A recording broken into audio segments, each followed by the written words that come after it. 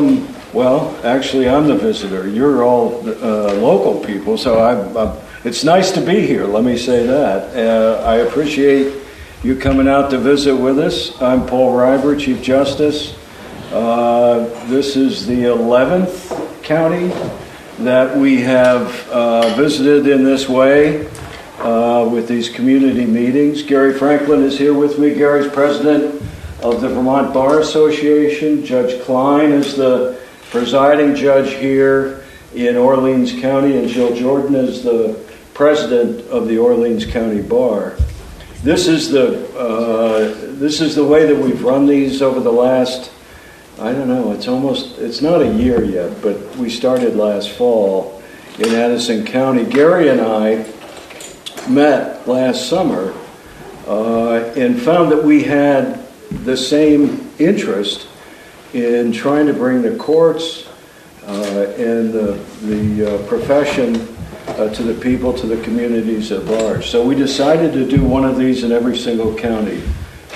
We were in Lunenburg with Laura about 3 months ago, was it? Middle of January, I think, Laura. We really picked the dead of the winter. Yeah. And then in Caledonia.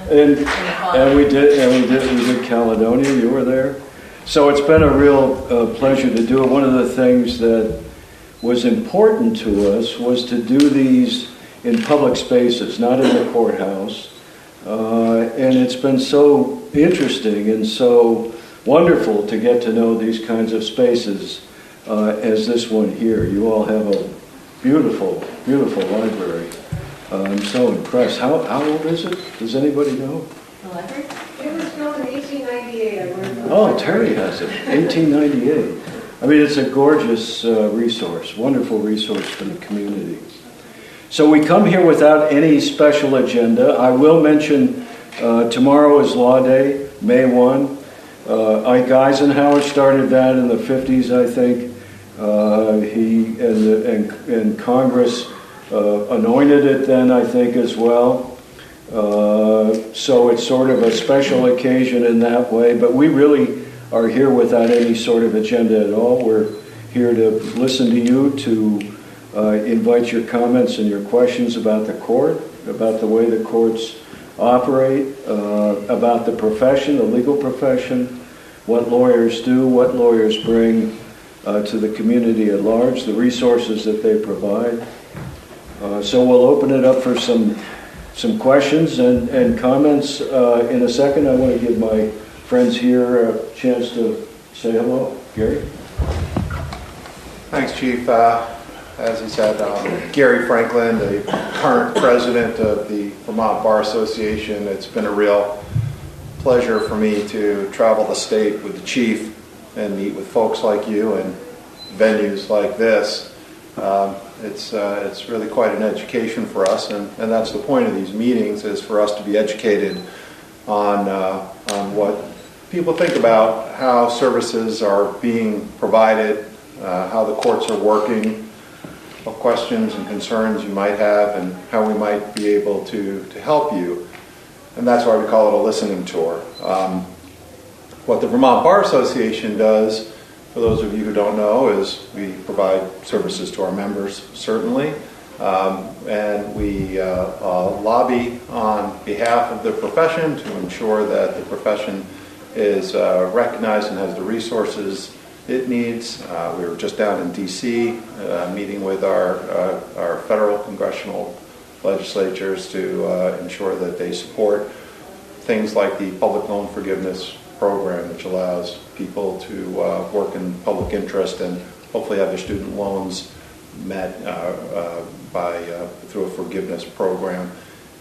We also do all kinds of promotions for or promote all types of access to justice services, pro bono and low bono type programs. There's a sheet over here on the table for those who are interested. Take a look at these. It just shows the different types of services that are available to people that may not have the means to pay for a private lawyer or the full price of a private lawyer.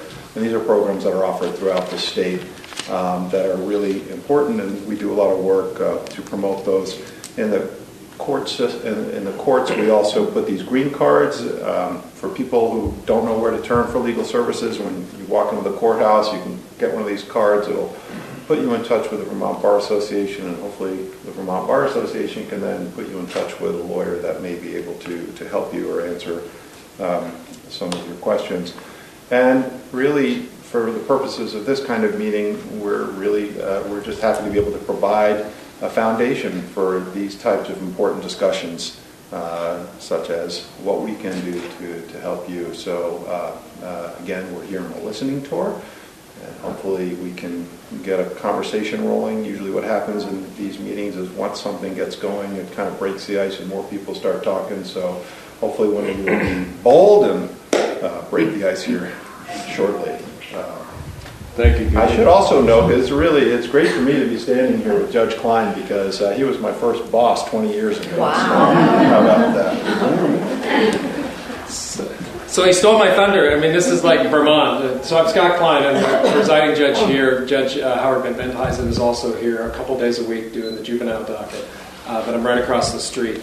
But Gary and I do go back when I was in private practice. The last time in Burlington, we recruited Gary, and so we worked together for a time. But it's always good to, it's Vermont. It's just the way it works. Whether it's the bar or whether it's the community, it's a small community, and frankly, that's why I live here. I mean, it's a beautiful state, a beautiful community, and great people. So I have a bunch of statistics that I'm happy to share with you, and kind of numbers of cases and all that kind of stuff. But and I think what you'd find is, and I'm happy to do that, but what it shows is, I think, like all the courts, it's very busy. There are lots of cases. What I'd like to impart, just kind of opening, is that behind every one of these numbers, every one of these cases are people. And they're people that either, whether it's the state of Vermont and criminal defendants, or in a prosecution, or it's a civil matter where people aren't able to resolve their matter, or it's a family court matter, whether it's a divorce or parentage, or whether it's a juvenile matter. It's people, and the courts are here with the doors open to try to resolve, adjudicate disputes. It's how we do it through the rule of law. And for me, and the judge, and I haven't been a judge that long, about a year, it's just remembering that there are people behind every one of these cases, and everybody's got a story. Everyone needs to be heard. And that's important. And that kind of segues, because this is, as Gary said in the chief, this is a listening tour. So this is kind of hearing you and listening to you. And so, hopefully we can answer your questions, but also we're just going to learn kind of what your concerns are, or what your ideas are. So thanks for coming. Thanks, Jill. I'm trying to get up. Oh, that's all right. My name is Jill Jordan. Largely for the purposes of this event, I was asked to come and sit at this table with these fine gentlemen as the president of the Orleans County Bar. Just in brief, I grew up in central Vermont. I'm a native Vermonter, and I went to law school rather late in life. I was all of 34. And so I started right off practicing in public defense work. Largely, I did private work.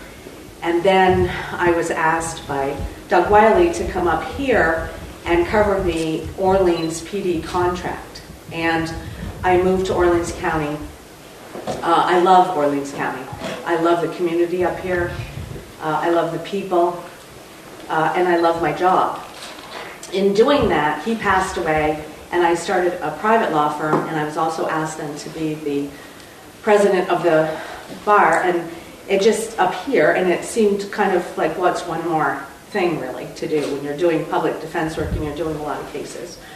So currently, I founded Northeast Kingdom Law, and originally I took over doing Caledonia, the contract there, which I currently still have, and an office in St. Jay, the public defense contract up here. And most recently, Laura Wilson took over the Essex County contract. So we do private work, but largely I've devoted my entire career to public service work. And I'm thrilled to be here and asked to be here, and I hope that this can generate a discussion and maybe more community involvement, because the kingdom, in my opinion, has always kind of been out there. The services maybe aren't quite as great in the kingdom as we might find in Chittenden County. For example, we don't have a drug court. Just an example, but thank you. Thanks very much, Jill. So, we'll open it up. Any questions, just raise your hand if you have comments to make about the system. If you have questions about what some of the languages, PD is public defender, which you perhaps figured out. And the reason Jill is talking about taking contracts is because the Defender General for the state, while they have a number of employees who are full-time, they don't have enough employees. This is my impression, and Jill, you and Laura can correct me if I'm wrong, but so they ask private attorneys to contract with the Defender General to provide public defender services. And those services are provided both in the criminal docket as well as in the family docket and child custody cases and child protection cases. So that's and maybe I should go back to the judge and ask you for some of the statistics that would reflect the demand for attorney services in those two dockets, particularly right now. Sure. So I have I've got some, Maggie gave me kind of breakdowns for the last number of fiscal years. But for example, in 2017, correct me if I'm reading these wrong, but in Orleans for domestic cases, we added 169 cases, and that would be July 1 of 2016 to June 30 of 2017. Did I get that right? And then in 2018, it was 168. And then, for example, in the juvenile area, we had for fiscal year 2017, 82 added new cases. In 2018, 98. And then when you get to just skipping ahead, just for the criminal, just to give you some perspective. Are those in here? The last page. So in the criminal docket for fiscal year 2017, added 748 new cases, and in 2018, 875 cases. So how about abuse and neglect, Scott? Have you got those? Yes. And abuse and neglect, the RFA, or relief from abuse. Is that what you're saying, or the juveniles? The juvenile abuse and neglect, yeah. Chin's cases, right? Huh? Chin's cases? Yeah, Chin's cases, yeah. Chin's and TPR. Yeah, I don't have. So we've got it as juvenile cases total. It's not broken down by. So that includes delinquency. Yeah. But most of those are probably going to be Chins. Right. And that's children in need of supervision. So as opposed to delinquencies, but it gives you some perspective. I mean, and again, that's and then with probate, we've got. And Judge Chmielewski is here. I neglected to. I apologize, Bob. I didn't include you as being here, but he's here. He's our probate judge. They had in fiscal year 2017, they added 420 new cases, and in 2018, 443 cases. So it's busy. Yeah. What I was just going to say, one of the things that we found is that in many counties, and I think probably it includes this one. We've seen significant increases in the child abuse docket that anecdotally at least is related to opiate use. And would that be consistent with the experience? I think that's true. Yeah. Yes. Yeah. So we're not talking about children who are, by and large, these aren't kids that are physically abused, they're kids that are neglected. You know, a baby outside in a diaper in the middle of winter, so that sort of thing. I know we have seen at the Supreme Court a huge increase in those kinds of cases that come to us on appeal. Many of these so-called CHINS cases, as the judge was saying, it's children. We see a lot of appeals in Montpelier of those kinds of cases as well. So it's not uncommon to see the opioid, well, we do see the opioid crisis kind of cut across the docket. So you'll see it in the CHINS docket, as the chief just said, you'll see it in family court, and on the other side in terms of domestic cases, divorces and parentage cases where one or perhaps both of the parents are struggling with addiction or some form of it, and then you see it in the criminal side as well. So I think I haven't been around long enough to know that. I mean, I was a prosecutor about 20 years ago, and that's the biggest change. People say, so what's the difference? And I said that the biggest thing that's hit me is back then we had drugs. We certainly had drug issues and some gang. We've been pretty fortunate here, but the biggest change is that the heroin use that back then was much more isolated than what it is now. That the opioid crisis is the biggest change that I've seen in coming back to the criminal docket, let's say, from 20 years ago. At the same time, one of the other dynamics that we've seen over the last, I would say 30 years, is a decrease in the civil docket. It used to be that the civil docket, civil trials, civil litigation of one kind or another, was very robust and occupied a tremendous amount of time. Really, that docket has diminished, not just in this state, but in states all across the country. We actually are very much in the middle of the pack in seeing this decline in civil litigation.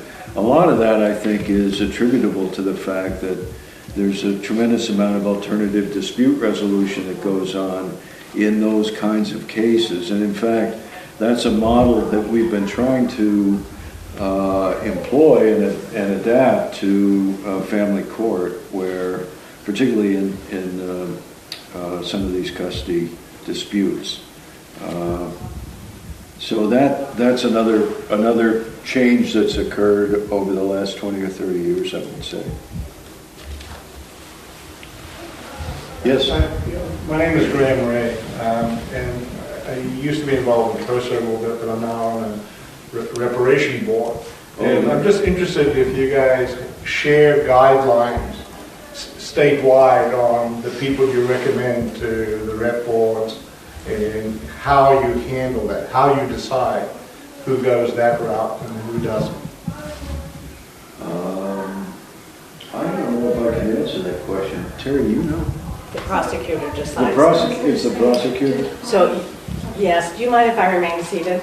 No. Oh, good. I see. Good, because I've been standing on my feet all day long.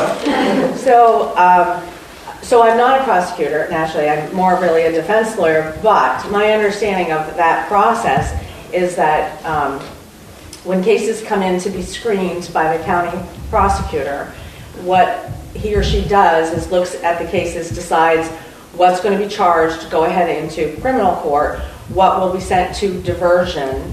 And sometimes when we talk about the reparative board, what can happen many times is that the prosecutor may decide that they want an actual conviction to mark it on a person's record that occurred, but then the only requirement is that they complete the reparative board. And I believe at that point, the person has to then come back to the judge if it's completed. Am I right about this part, Judge? They're coming back. Well, Yeah. we don't see them if they're successful. If they're successful, then kind of the case, they're done and they will have that conviction. And most oftentimes we use the reparative board in cases where people might be on probation and it's a condition of probation. So the theory naturally behind that, and you would know best because you would know more about the reparative board than I would because I haven't attended one, but we hope in the system that when somebody is placed on probation and they've done something, we believe that it's a good idea to make reparations, and that's kind of where you come in. And so I don't know what requirements you might decide as a board, but I know overall, just throughout my career, I think it's a very effective process, that I've had clients come to me and tell me how much they got from participating in that and completing that, so. Can you give us a little more perspective on the question that you're asking? Well, I'm the newest member of the county board. Yeah. But I was just wondering what the guidelines are, and I hear you saying it's more the prosecutor. It is, because if it were up to me, the defense lawyer, they would all go to reparative court. I need a few more people. You would. How do you like the experience so far? It's hard to say it's enjoyable, but it's interesting. It's hard to say it's enjoyable. In some cases, it's effective. Yeah, yeah. There are actually several restorative panel volunteers here tonight. Oh, is that right? This is a very strong program in Newport. Is anybody else, or Walter, would you like to tell what a great experience it is? Graham? I can give the right answer. No. I coordinate the reparative panels, and I think the one thing that always strikes me is the power of an offender meeting ordinary citizens representing the community that was impacted by their offense. Yeah. That conversation is very unique. There's no one in a judge's robe, no one in a law enforcement. It's a human process, and it does have a unique power. Yeah. But the one question, and I did briefly have a conversation with Judge Klein about this, is I would be curious about what is your expectation when someone does come to the reparative panel to go through this process, to think about who was affected, how they might have handled the situation differently, how they might make amends. But I'm curious from a judge's perspective, when someone goes to the reparative panel, what's the deliverable that you hope happens out of that 3-month process? So we did have some of this conversation, and I'll try to remember what I said so I don't completely contradict myself. But I think generally speaking, those types of cases they're non-violent cases. They're cases that are, say, property crimes, or they're crimes where somebody's done vandalism, or somebody's broken into a car, or something that's non-violent, where the offender is willing to take responsibility, and we think that there's a likelihood that they would benefit, and the complaining witness, the victim, so to speak, in it would benefit, and from having essentially kind of a facilitated conversation, so that the offender can hear how that's affected, how their conduct on that particular day affected that other person, whether it's doing some sort of damage to some item or car or something along those lines, or breaking in to a car. I'm just using those as examples. So I don't go in with a kind of a set agenda for what I'm looking for the reparative board. I think I had more experience with kind of more of the diversion boards, and I think they operate in a similar fashion. But there's basically accountability, that they take responsibility for the action, that they participate in good faith in the process, and the process is interactive with the members of the board, but also with the complaining witness as to how that's affected that person. And then there's follow through, so that there's some, through the accountability, they're gonna do something that kind of gives back, or and not in a punitive fashion, but that there's basically some along the lines of accountability for the conduct. And so at the end of it, hopefully people are heard, and the complaining witness, or the person whose property's been damaged or whatever has been affected, feels like they've been able to make a connection, hopefully, or being heard by the offender, that how this really affected them in a personal way.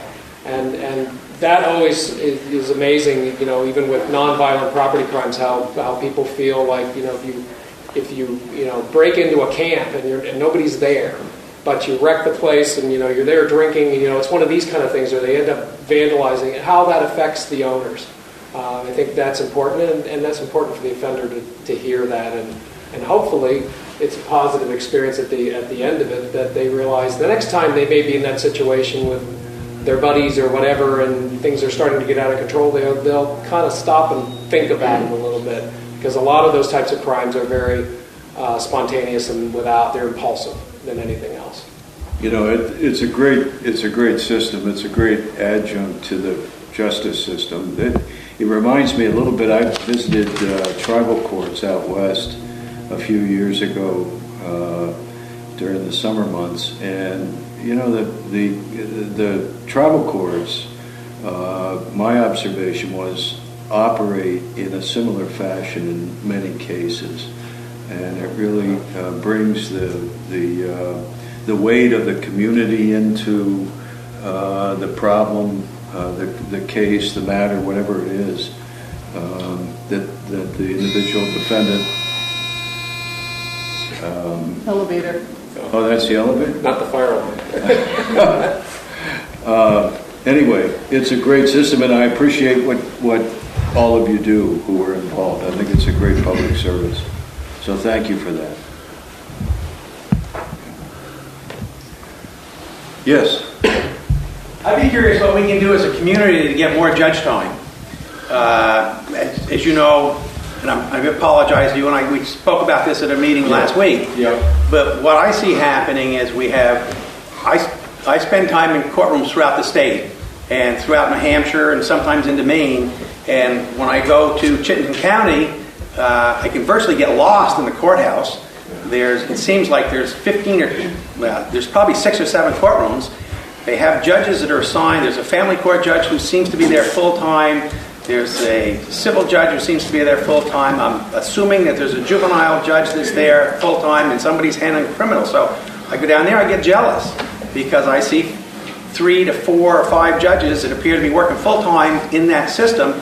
I come back here and I can see where Judge Klein and the people that are in his shoes, they're hearing every kind of case under the sun. They do an emergency arraignment. They're looking at search warrants. They're trying to hear a divorce case, and God only knows how they can juggle all that at once. And then we have Judge Van Benthuizen, who I understand is coming in and doing the juvenile docket. And then near and dear to my heart is Judge Rainville, who's coming in, I think, and doing the civil stuff. And I think he's there for 4 days a month. He's here 4 days. Oh, okay. So I'm optimistic. He's here 2 days a month. So if you're in Orleans County and you have a drug problem and you go out and rob your neighbor, you're going to get way more attention than if you've got a problem with your neighbor over your boundary line, if you've been injured in a car accident, you've got a product liability case, or you've got a medical malpractice case.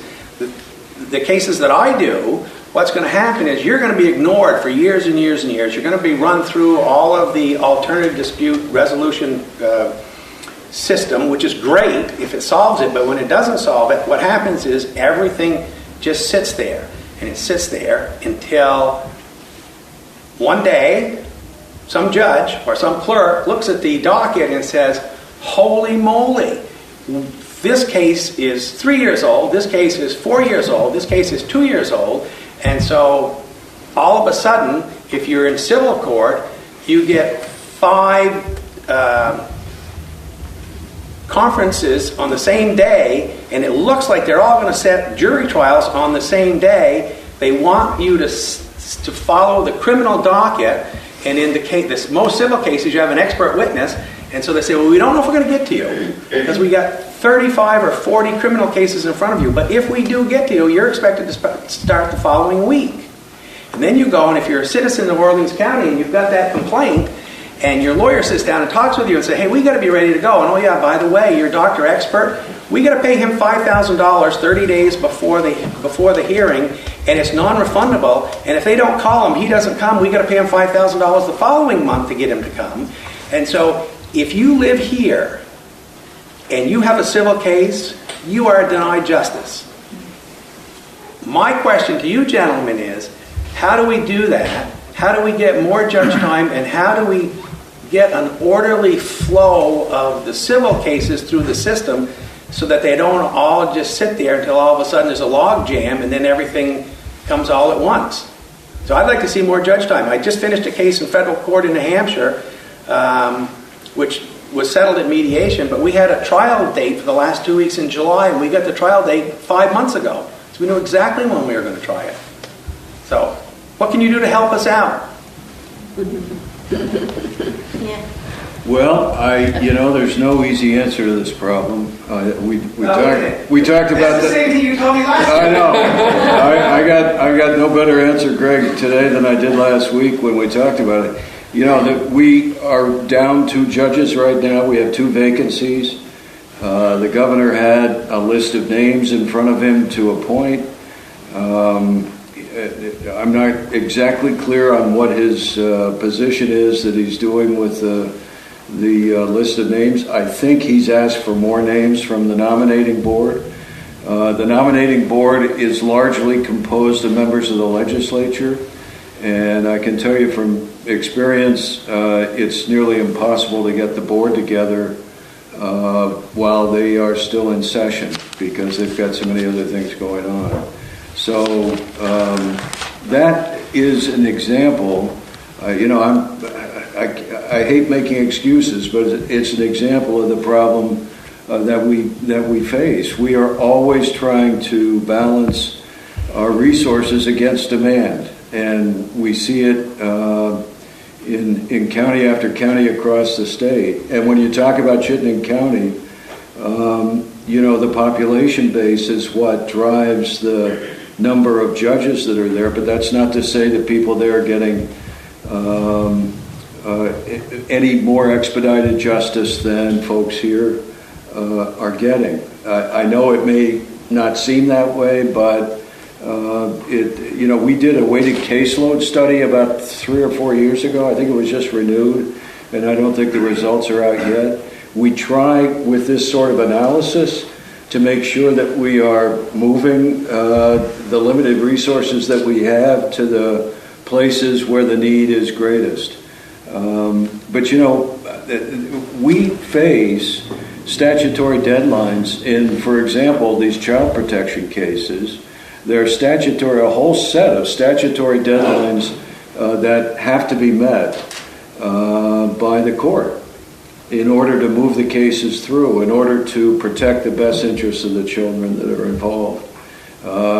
So there's tremendous demand for judicial resources in that respect for that kind of a case as an example. And this is the sort where we see and have seen this huge increase in child protection cases in county after county.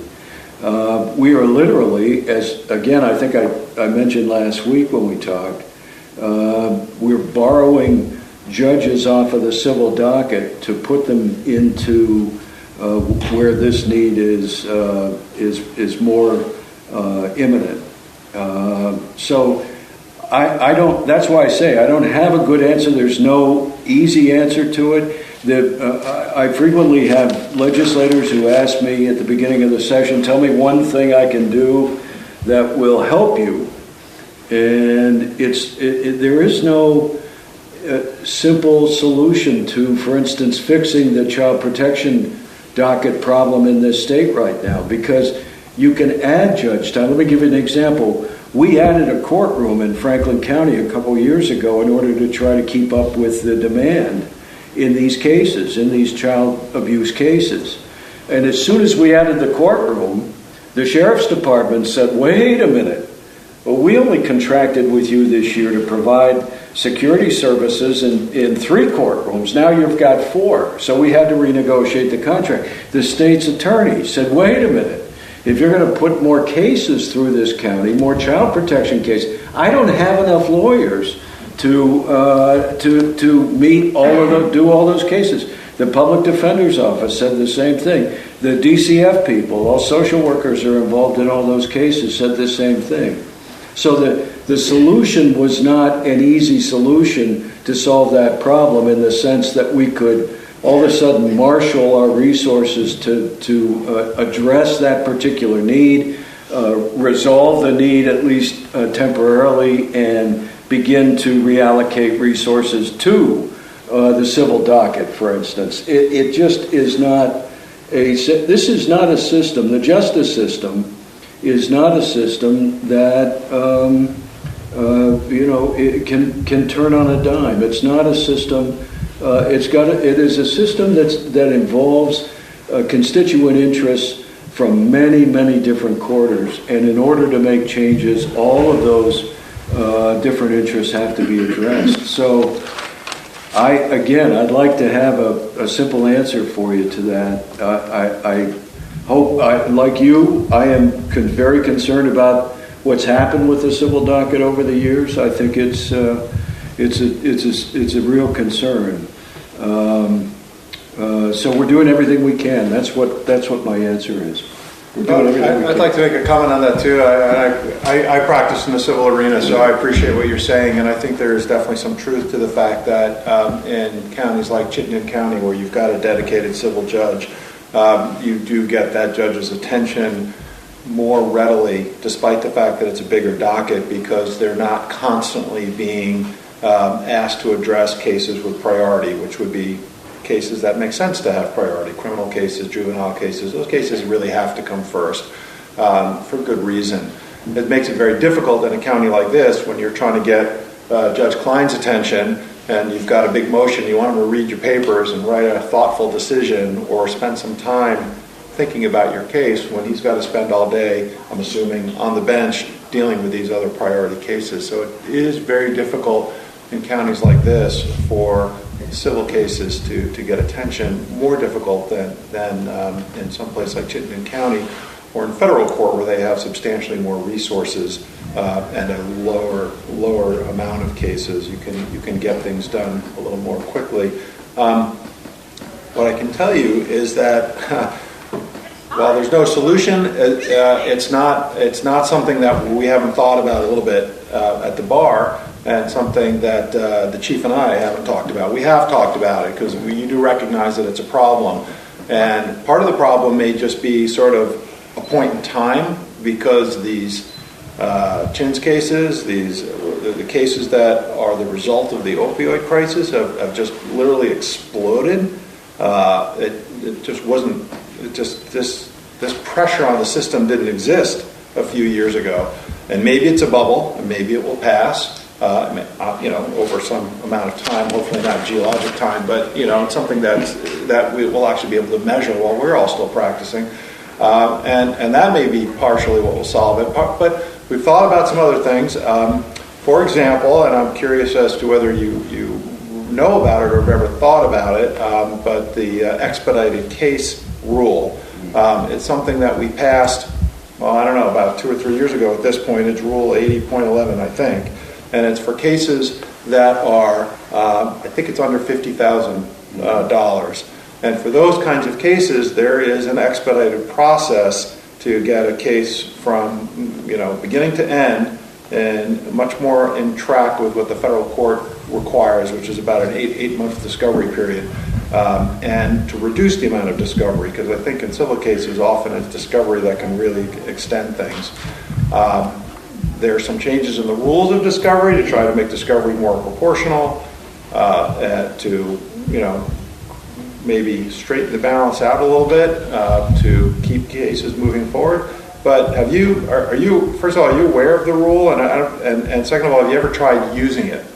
I try never to bring a case that's worth only $50,000. You try not to play in that box. So that's part of it, right? So but there are a lot of. And I say that, but the real thought is, if you have a $50,000 case and you think it's worth $50,000, and you disclose to the other side you think it's worth $50,000, you think it's worth $25,000, and they want to offer you $12,500, and so you're behind the 8 ball before you even start.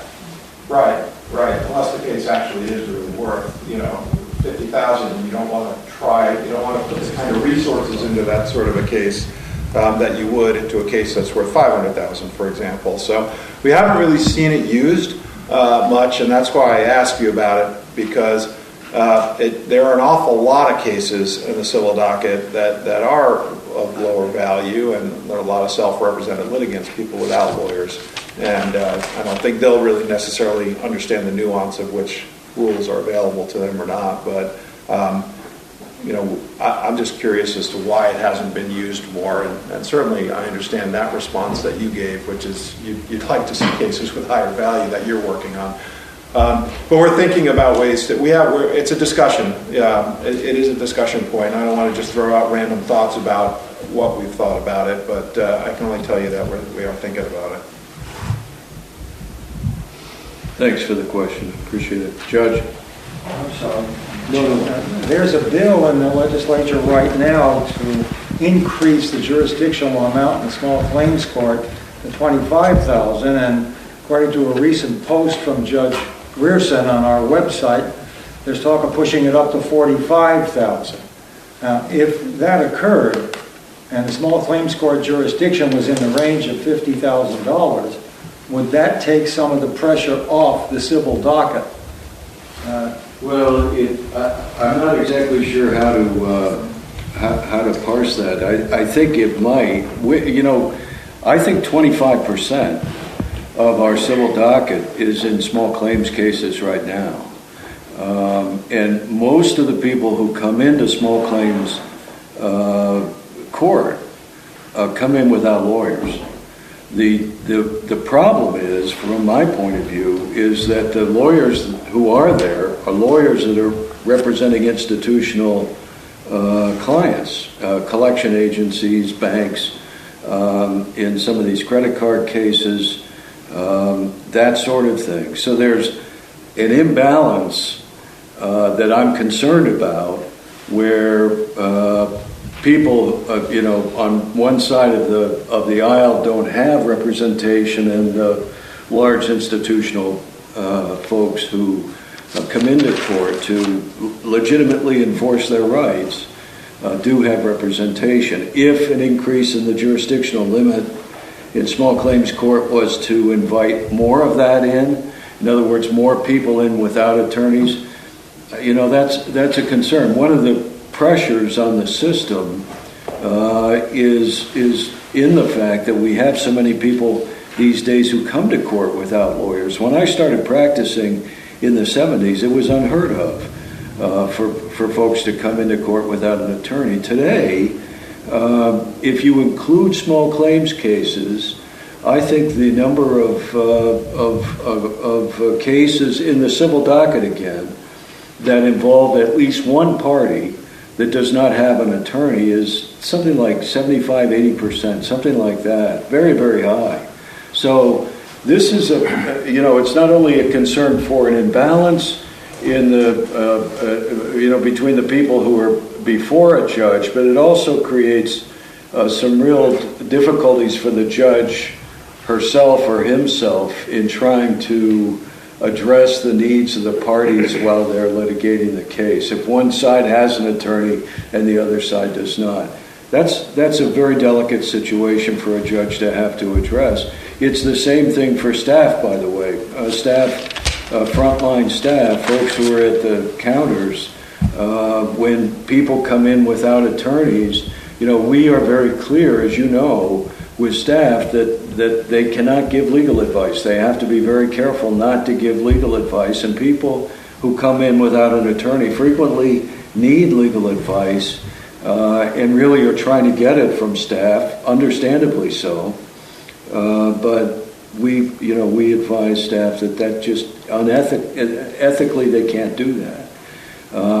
So anyway, if they increase the jurisdictional limit, I think it may be a good thing on one hand, and it may also create some additional stresses on another.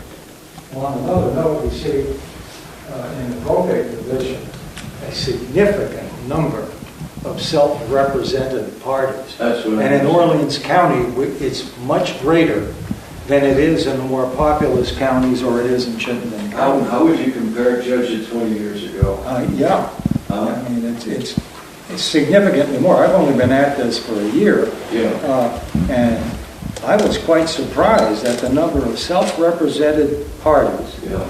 Not so much in the probate estates, but in guardianships for minor children that are often contested, or you often have motions to terminate the guardianships.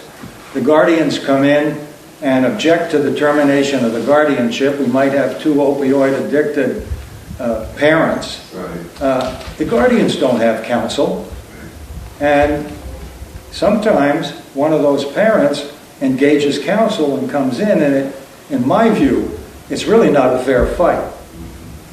Because once you get to the level of modification or termination, the whole burden of proof shifts to the guardian who wants to keep the child in guardianship, and the Vermont rules of evidence apply.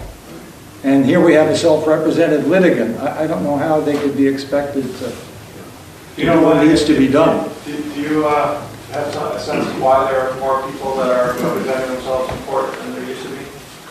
In Orleans County? Yeah, or anywhere really for that matter. Here it's the economy. It's the cost of representation. It's the economy.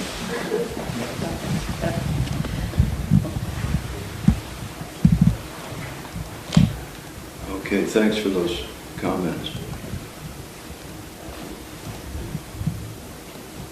Where you want to go? Well, you're doing better than we are, I know that.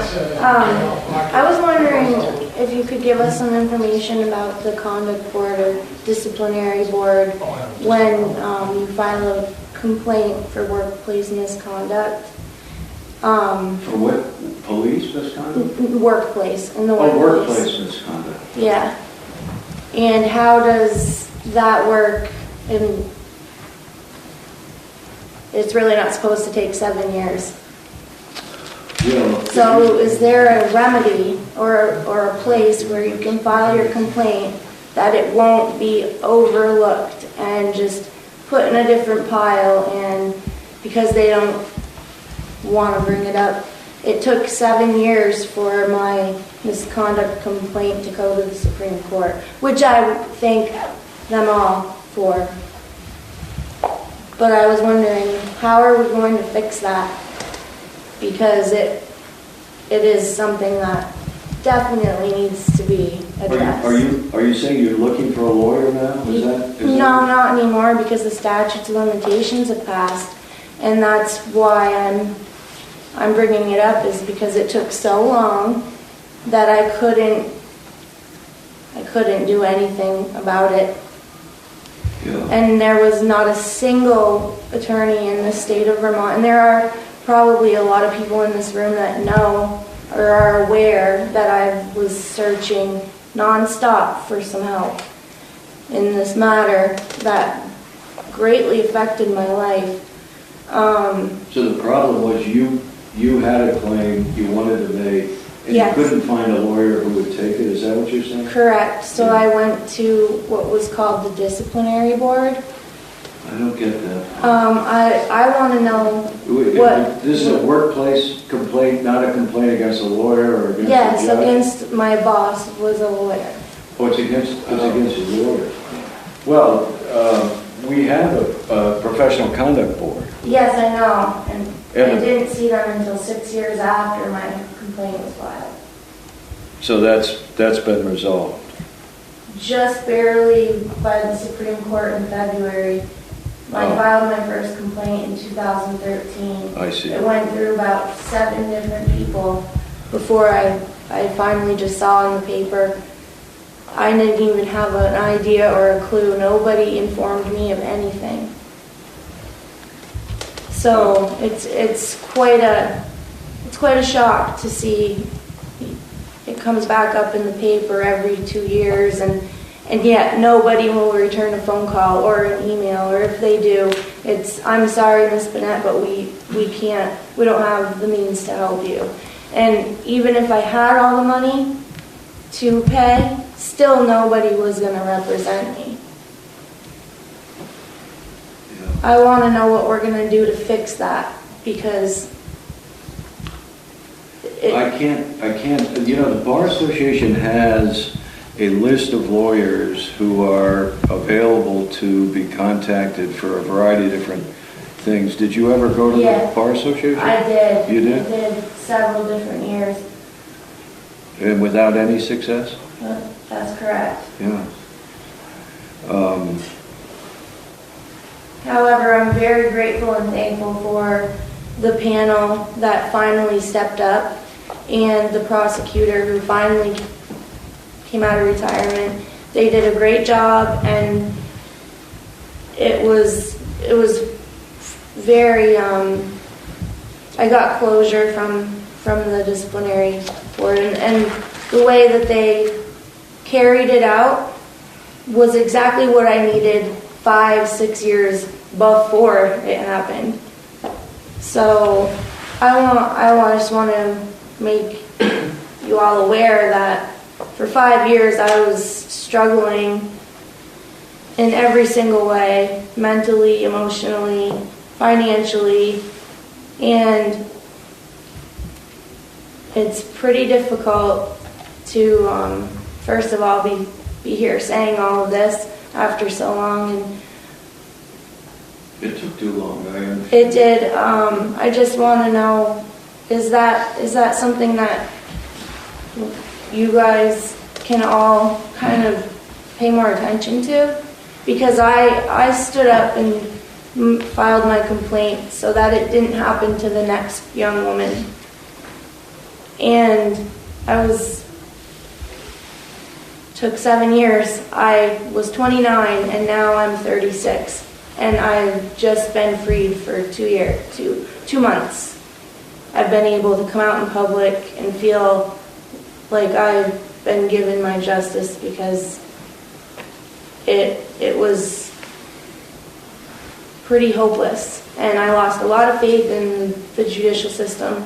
I became actually quite angry with the state of Vermont, and every single attorney I called, I promise, I emailed, and I just never gave up, but it took too long. I appreciate all the comments you made. Yeah. Could I try to speak to that? Yes, yeah, please. Jim. Okay.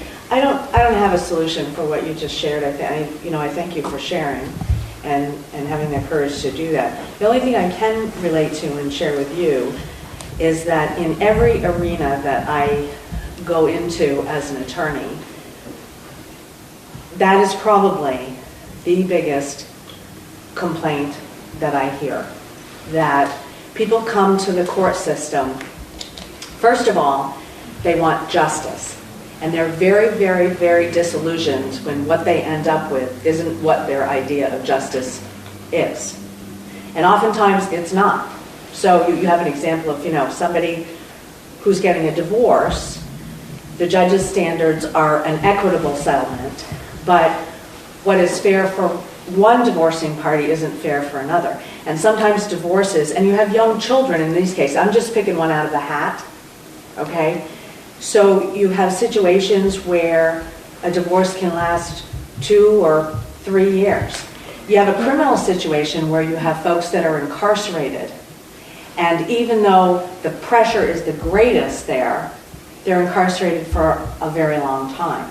I understand. Yet I'm just strictly focusing on the disciplinary conduct board and their lack of liability and responsibility to help the complainant.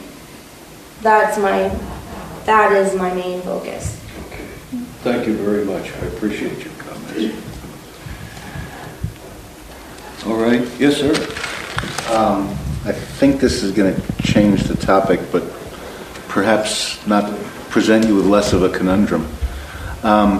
In this state, of course, we have the courthouses in each shire town, each county, and of course the Supreme Court. I was just at the 100th commemoration, right, and came to see the case that was presented there, a 100-year-old case. Didn't get a verdict, though, that day.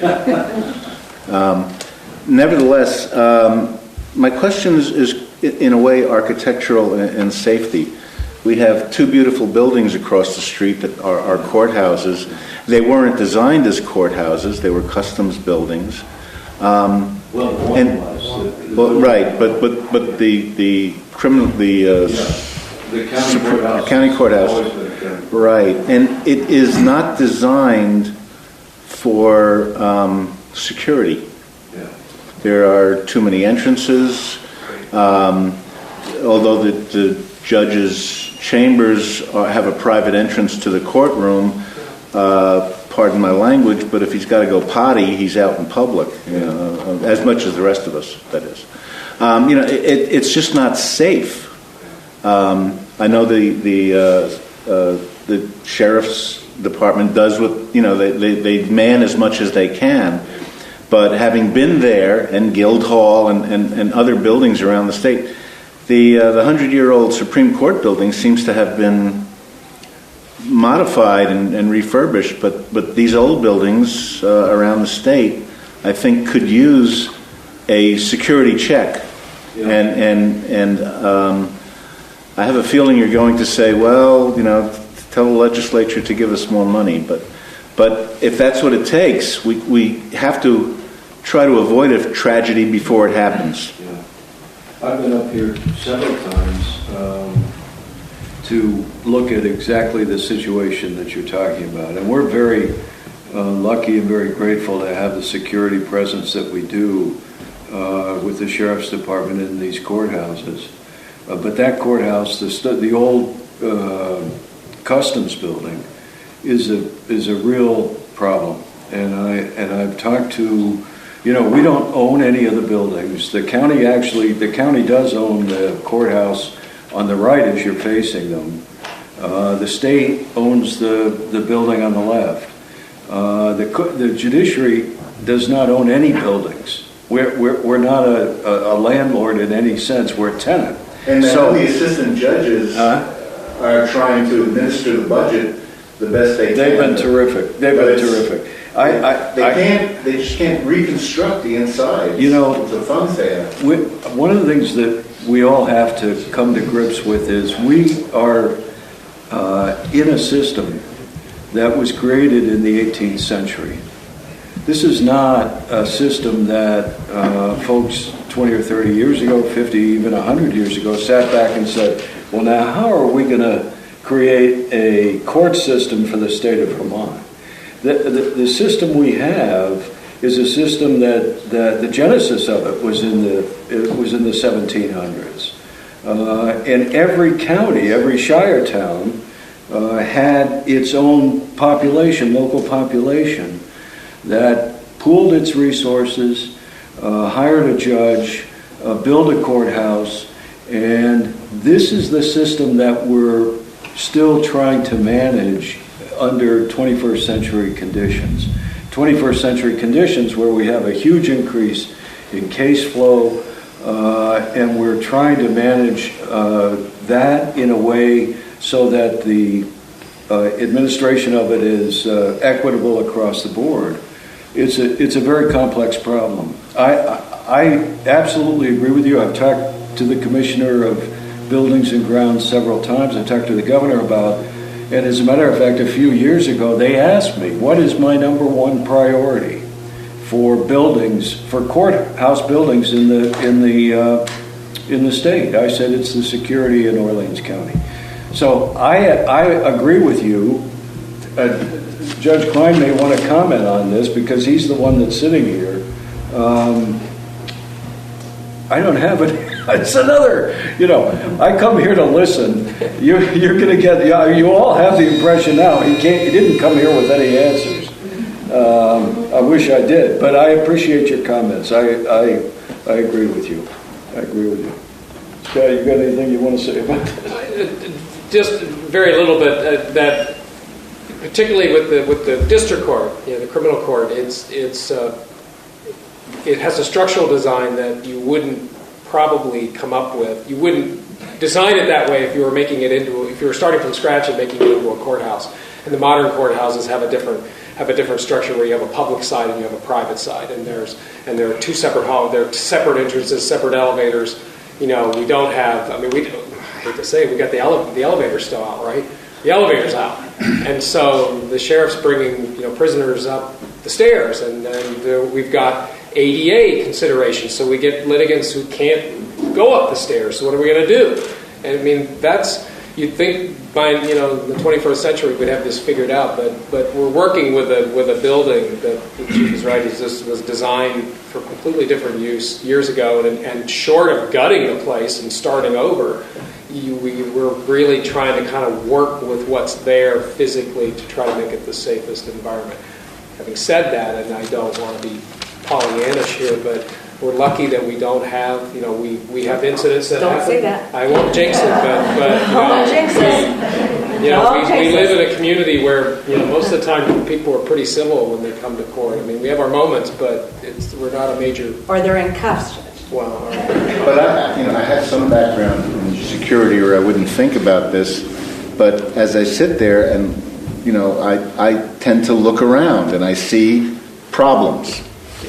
And anybody who knows anything about that would see the problems. Right. And so it used to be, I clerked for a federal judge years ago when I first got in law school, and it was down south, and when he was an appellate judge, and so you'd walk into the courthouse, and you could literally walk right up, and you could open his door and walk right in, and there would be there were two secretaries, and they were nice, women that were, there was really no security, and that was in the many years ago, but we've come a long way. But you're right, there are vulnerabilities, and I don't want to downplay those, but we are kind of trying to work with a structure that, like I said, short of really tearing walls out and starting it down to the studs and starting over, there are real limitations just based on stairwells and what it was designed to do, and the intermingling of public and what should be legitimately kind of